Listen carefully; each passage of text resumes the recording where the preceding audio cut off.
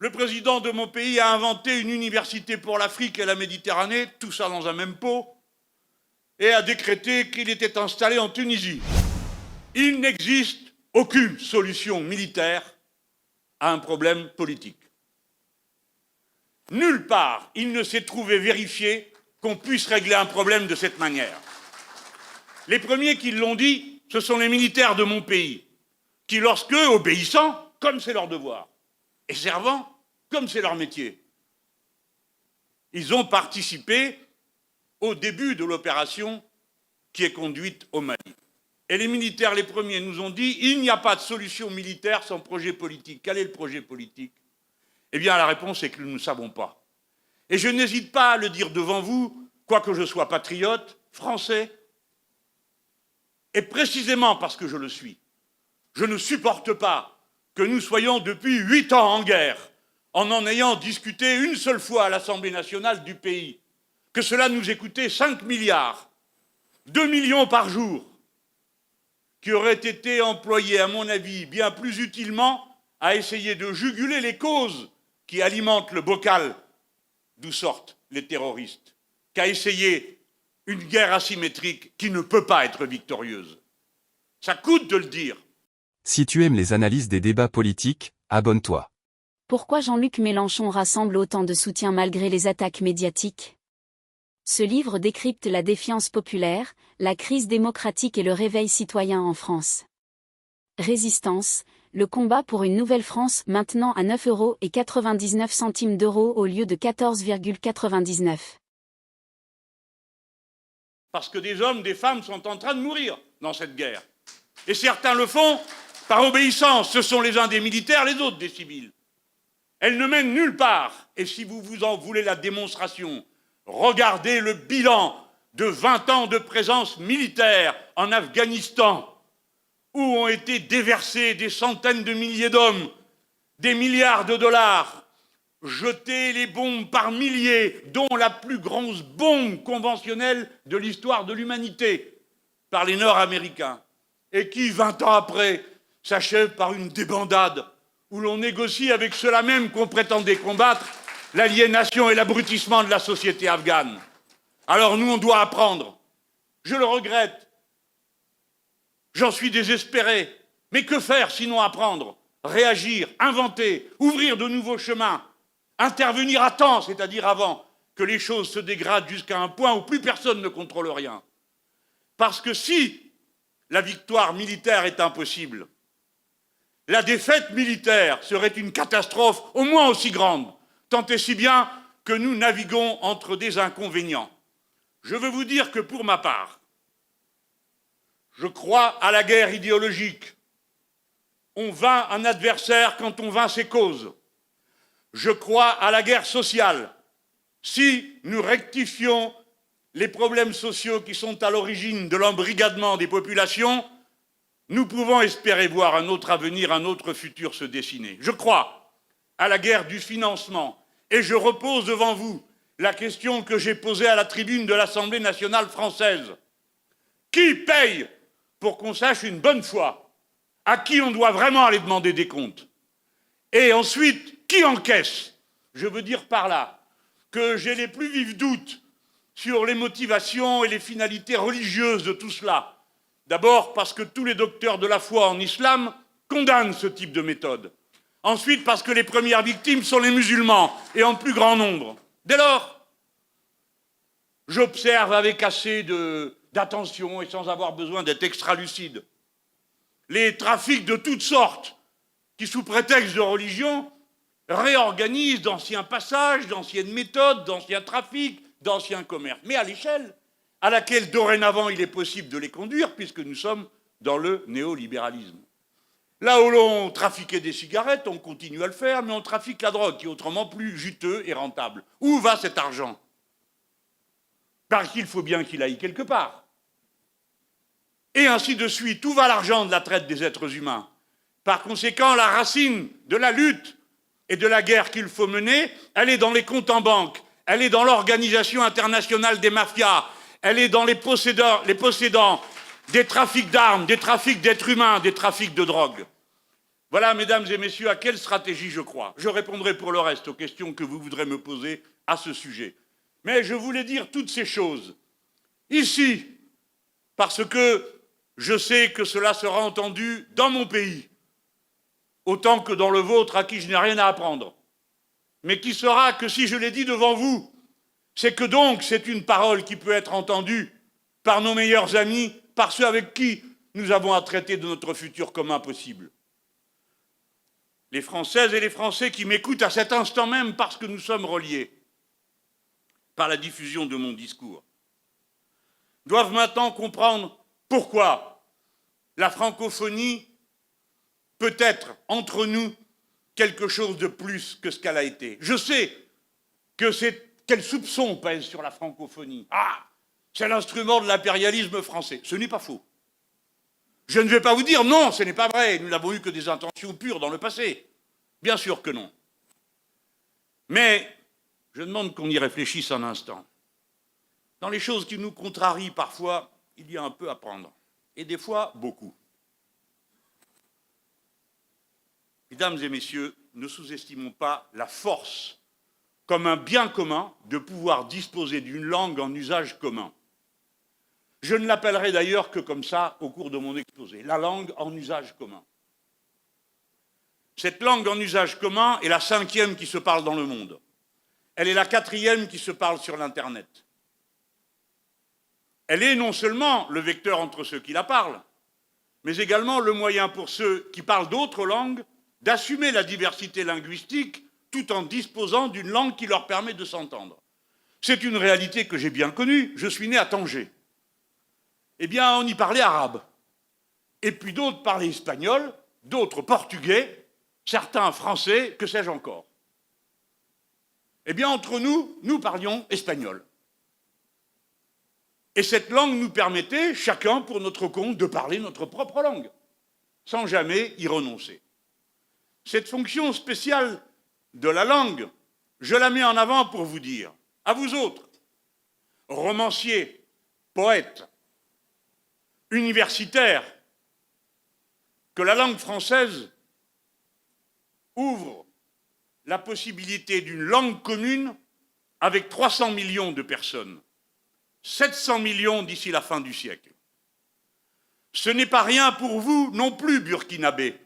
Je ne dis pas que ce ne soit pas très important pour nous Français, mais pour vous parler bien franchement, j'ai observé une pente à l'anglophonie dans les élites néolibérales françaises qui explique mieux que leur stupidité les raisons pour lesquelles ils sont si souvent prompts à favoriser une anglophonie que je juge irresponsable. Par exemple, quel peut bien être le sens d'avoir désigné comme secrétaire général de la francophonie une personne qui parle anglais, qui est ministre des Affaires étrangères de son pays, qui a décidé dans ce pays que le français n'était plus la langue d'usage. Eh bien, cette francophonie-là, nous la connaissons. Et c'est d'elle dont on doit se débarrasser.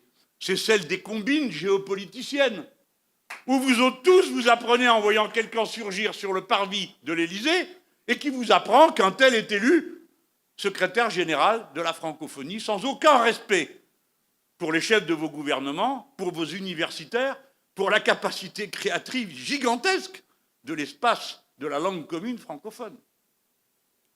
Cette langue commune, elle est destinée à périr dans le dégoût et l'indifférence. L'indifférence, regardez-la. Regardez sa vilaine figure. Regardez comment le congrès des maires de francophones qui vient de se dérouler à Kigali du 14 au 20 juillet, des villes francophones, n'a intéressé strictement personne. Et le seul article qui en rend compte est en anglais. Voilà comment cette francophonie des officialités conjuguées s'effondre sur elle-même. Et puis, sinon, c'est une francophonie des prébendes. Le président de mon pays a inventé une université pour l'Afrique et la Méditerranée, tout ça dans un même pot, et a décrété qu'il était installé en Tunisie. Le résultat, c'est que certes, on a augmenté le salaire de celui qui s'en occupait, mais pour finir, nous avons 52 inscrits. C'est un début, vous me direz, mais enfin, au tarif où est le frais d'inscription, tout le monde avait cru que c'était une université publique. Non, c'est une université privée, parce que les libéraux sont comme ça. Hein, même poil, même bête, quelle que soit la nationalité. Celle-là de francophonie est condamnée parce que vous la sentez arriver à 1 kilomètre, comme une combine offensante pour l'esprit. C'est donc autre chose qu'il faut créer avec la langue commune. D'abord, il faut assumer que ce soit un bien commun. Et il faut donc se battre pour qu'elle le soit, qu'elle ne soit pas confisquée. Et que l'on comprenne, surtout dans mon pays, ça c'est pas pour vous, que comme 80% de l'essor de l'humanité va se faire sur le continent africain, l'endroit où la langue commune va être la langue du plus grand nombre, c'est ici. Et alors, ça nous intéresse d'une manière que je veux formuler devant vous, parce qu'elle me paraît être en rupture absolue avec ce qui a été dit jusqu'à présent. Mesdames et messieurs, telle qu'est la vie, tels que sont les enseignements de l'anthropologie, chacun d'entre nous est singulier, et cette singularité contribue à la fécondité du groupe, à ses capacités d'invention. Chaque nation est singulière, et cette singularité contribue au goutte à goutte qui est nécessaire pour connaître la situation des peuples. Mais en même temps que ces singularités additionnées permettent la vie commune, il faut qu'il y ait des principes communs universels. Ces principes sont contenus dans la Déclaration des droits de l'homme et du citoyen. Je rappelle toujours qu'il y a et du citoyen, parce que qu'est-ce qu'un droit sans ceux qui ont le pouvoir de le faire respecter? Rien, tout simplement. La Déclaration des droits de l'homme et du citoyen est imprescriptible, non négociable, et elle définit l'universel. Mais entre le singulier et l'universel, il y a un vide dans lequel il a été possible d'utiliser l'universalisme comme une manière de juguler les différences et de faire se tenir tranquilles ceux qui n'avaient pas l'intention de le faire. Bref, l'universel a été, une fois et l'autre, l'argument d'une oppression. Et nous devons lever cette difficulté. Un poète français, Édouard Glissant, martiniquais, a proposé une formule que, pour ma part, je crois géniale. Notez que c'est un poète, un philosophe qui l'a trouvé. Il dit, il y a dans la vie quelque chose de plus fort que tout. C'est un principe qui anime les sociétés, c'est un principe de créolisation. Le mot fait horreur aux puristes xénophobes et racistes, qui entendent dans le mélange quelque chose d'affreux que les psychiatres savent parfaitement distinguer et nommer. Je ne dirai pas ici, mais pour eux, c'est l'abomination. Mais la créolisation n'est pas un projet politique. La créolisation est un fait. Il consiste dans une synthèse qui s'opère au fur et à mesure de l'existence entre les cultures. Personne ne domine personne, et à la fin, on a un mélange qui peut consterner. Les racistes de mon pays et les xénophobes sont les premiers surpris quand je leur dis que le plat préféré des Français, c'est le couscous. Que les plus gros consommateurs de pizza de toute l'Europe, ce sont les Français. Bref, c'est la créolisation sympathique par la cuisine. Mais vous comprenez la portée bien plus large du concept. Si bien que, voici ce que j'ai à dire. La francophonie que nous libérerions de ses usages politiciens, que nous libérerions de ses pratiques prébendières, la francophonie, langue commune que nous ramènerions à son statut de langue commune, serait en quelque sorte l'espace par lequel se réaliserait la créolisation entre les cultures populaires du continent africain, des nations et des peuples, avec le reste du monde. Aussi bien, puisque c'est une réalité, elle sera ce terrain. Dès lors, il faut renoncer, selon moi, à une vision officialiste de la langue commune et de la francophonie. La francophonie, la langue commune, ne peut pas avoir d'existence en dehors de ce à quoi elle sert. La langue n'a pas de sens en dehors des messages qu'elle porte. La langue commune de même. Elle se viderait instantanément de toute performance si elle devait être autre chose qu'une langue d'opinion et de projet commun. J'en appelle donc à une langue commune francophone qui soit une langue d'opinion et de projet. Tant et si bien qu'à cet instant, c'est mon tour de vous interpeller, avant que vous le fassiez vous-même, pour vous dire la citoyenneté n'a de sens qu'active. Si elle est inactive, elle n'est pas seulement inactive, elle est inutile. La citoyenneté ne vit que dans l'engagement, et alors la langue doit nous permettre cet engagement. Les batailles communes que nous avons à mener, les voici. Ne sommes-nous pas dans la crise sanitaire? Le principal problème qui nous est posé n'est-il pas, une fois de plus, l'accaparement par les grandes puissances des moyens de santé, comme les vaccins, pour essayer d'atténuer la violence du choc que reçoivent nos sociétés? Alors il y a une bataille universelle. Dorénavant, tous les pays du continent africain ont appelé à la liberté de circulation de la licence sur les vaccins. J'ai été dans mon pays le premier responsable politique à y appeler, aussitôt après que l'Afrique du Sud et quelques autres pays aient demandé qu'on prenne cette décision. Et puis, nous avons été, avec l'ex-président Lula du Brésil, les premiers à mettre en circulation une pétition. Nous avons besoin d'une mobilisation francophone pour la liberté d'accès aux vaccins. Et je veux dire, pour que les choses soient bien entendues, à quel point je déplore la position changeante, mais finalement assez constante quant à ses résultats, de mon pays. Après avoir dit que cette liberté n'était pas le sujet, dès lors que le nouveau président des États-Unis a dit que ce serait bien, le mien a aussitôt enchaîné pour dire que ce serait parfait. Avant de faire exactement l'inverse, c'est-à-dire de revenir à la position antérieure et dire de toute façon, dorénavant, c'est comme auparavant, on ne fera rien. Et voilà comment la France s'est retrouvée agglutinée avec les pays radins, égoïstes, qui sont là au service des grandes multinationales et du Big Pharma pour dire non, pas de licence libre. À l'Organisation mondiale du commerce, mesdames et messieurs, les vaccins sont maintenant redevables de l'Organisation mondiale du commerce.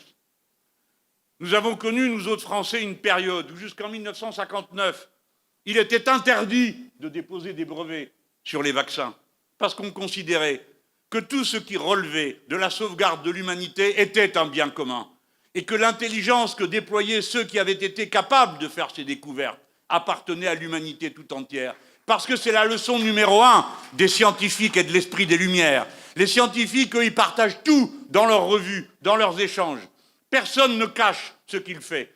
Tout le monde le soumet à l'appréciation des autres. Il n'y a donc pas un résultat scientifique dans le monde qui ne soit le résultat de cette pensée collective, de cette action collective des milieux scientifiques et des institutions publiques qui les financent. Car, qu'il s'agisse de ces vaccins comme du reste, pour l'essentiel, au point de départ, on trouve des sommes fantastiques accumulées par le Big Pharma sur le dos des citoyens.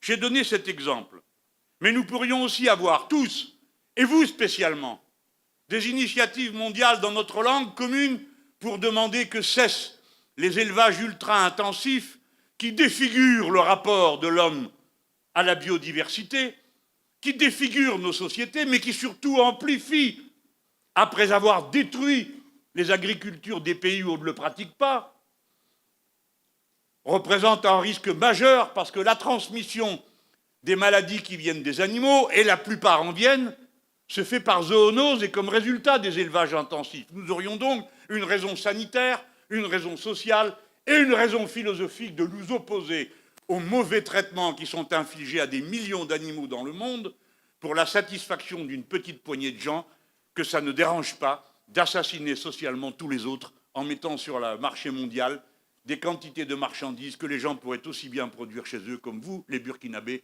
vous le savez mieux que personne, et pouvez nous l'enseigner.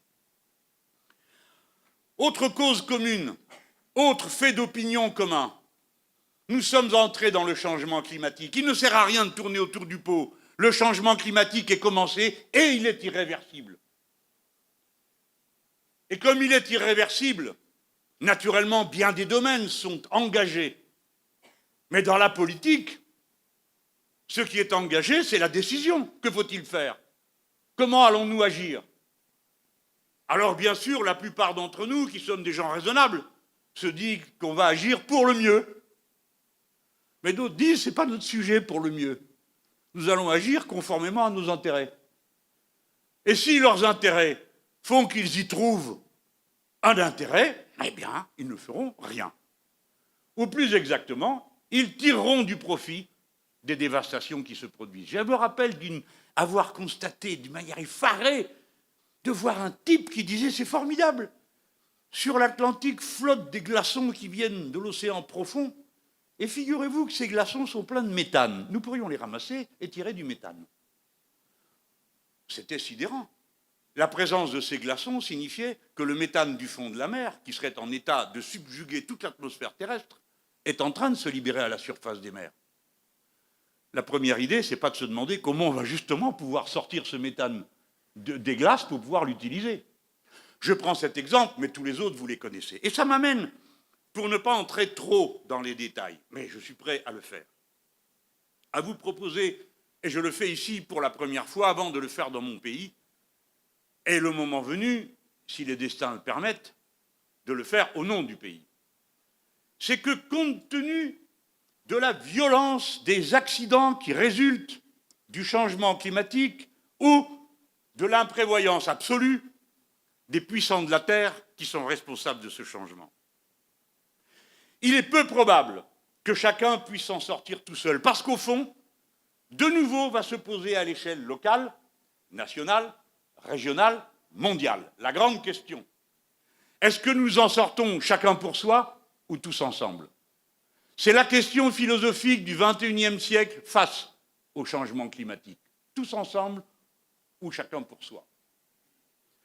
Dès lors, mesdames et messieurs, voyez comment, quand prend feu un forage qui a été fait en plein golfe du Mexique, comme si ça ne suffisait pas une première fois que c'est dégénéré, répandant pendant des mois du pétrole sur toutes les côtes, voici que l'un d'entre eux vient de prendre feu. Qu'est-ce qu'on fait? Voici qu'au Canada, un village entier prend feu. Voici qu'en Sibérie, des étendues immenses prennent feu.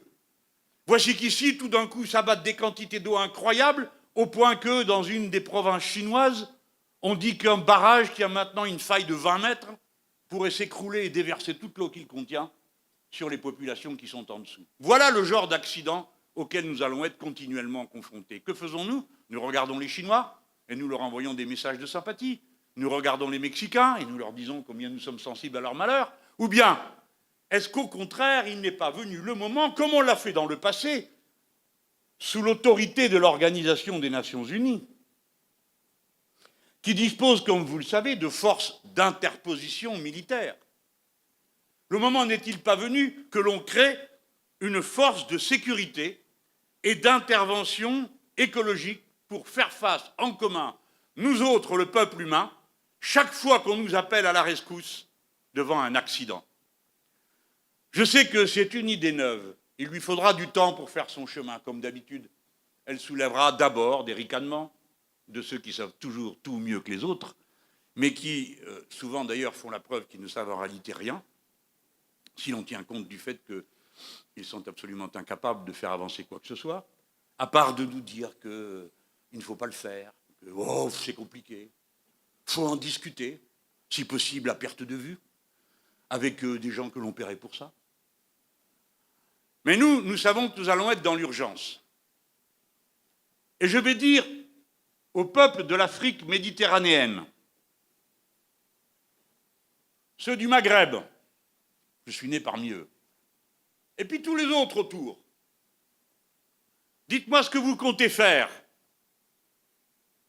quand les Chypriotes à qui on a dit vous avez des dettes pour les payer, forez,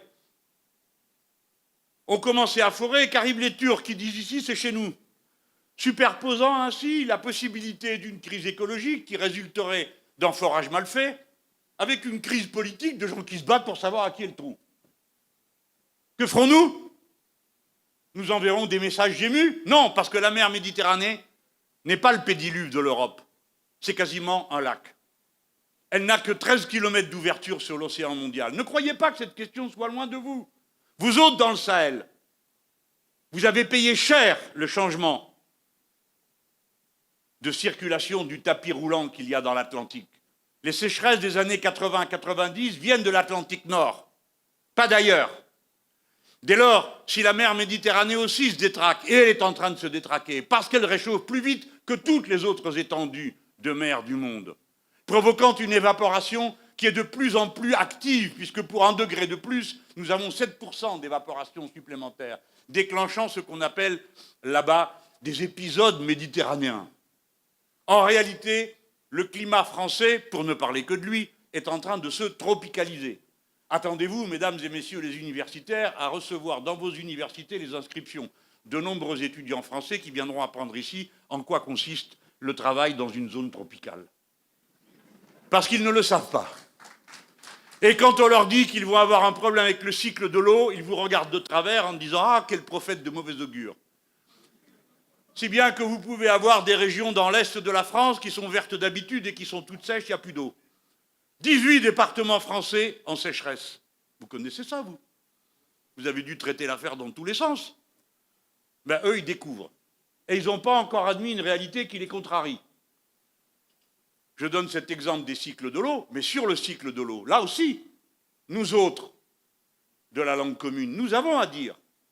Et nous pourrions prendre en charge, combien de pays sommes-nous? 39, 40, dont c'est la langue officielle. On ne peut pas, nous, prendre en charge d'aider les Boliviens, pourquoi? C'est un trop petit pays. D'aider les Boliviens à faire avancer le droit mondial qu'ils veulent faire avancer sur les questions de l'eau pour que dans tous les pays, pour vous c'est banal les Burkinabés, vous avez réglé cette histoire depuis longtemps. Mais nous on découvre. Vous, vous avez mis dans la Constitution le droit à l'eau. Vous, vous avez un ministère de l'eau depuis 30 ans. Nous ne savons rien faire de tout ça. Ah, nous avons toutes sortes de gens qui sauront si on le leur demande. Mais on gagnerait peut-être du temps, mais on vous demandait comment on fait. Si bien que, tout à l'heure, je vous ai parlé de la francophonie comme un moyen de la créolisation humaine et donc de l'humanisation du monde. À présent, le moment est venu de dire que la langue commune est une capacité de mise en partage de savoirs indispensables qui ont cessé de ne concerner que vous, Burkinabés, mais qui nous concernent nous aussi. C'est pourquoi j'ai cité la France, parce que je sais très bien que c'est une grande puissance scientifique, matérielle, morale, financière, tout ce que vous voulez. Mais justement parce que nous sommes tout ça, la comparaison nous intéresse. Elle est féconde, elle est créatrice, et elle nous fait regarder d'une autre manière en quoi consiste la puissance. La puissance, c'est pas de mourir de soif à côté d'une rivière desséchée parce qu'on ne sait pas comment faire.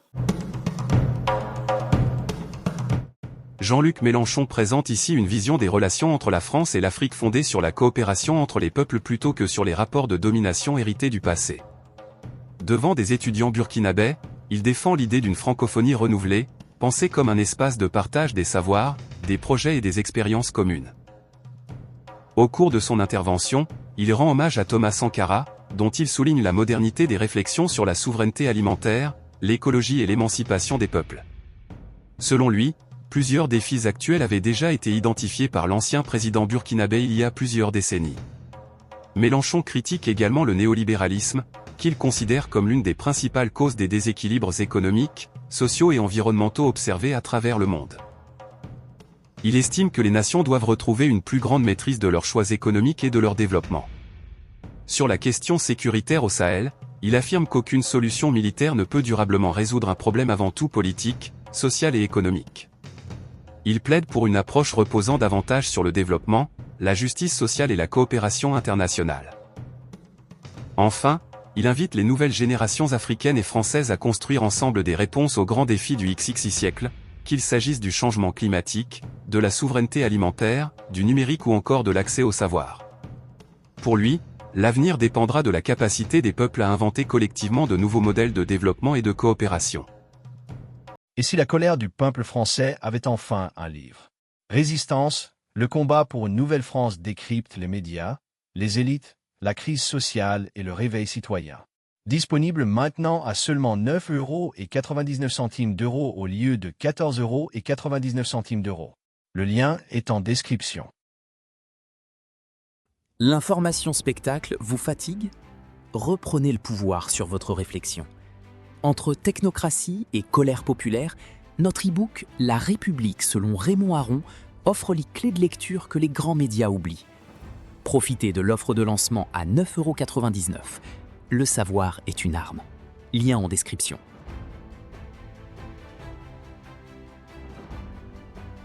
Si tu aimes les analyses des débats politiques, abonne-toi. Ici, on ne suit pas la foule, on analyse les faits.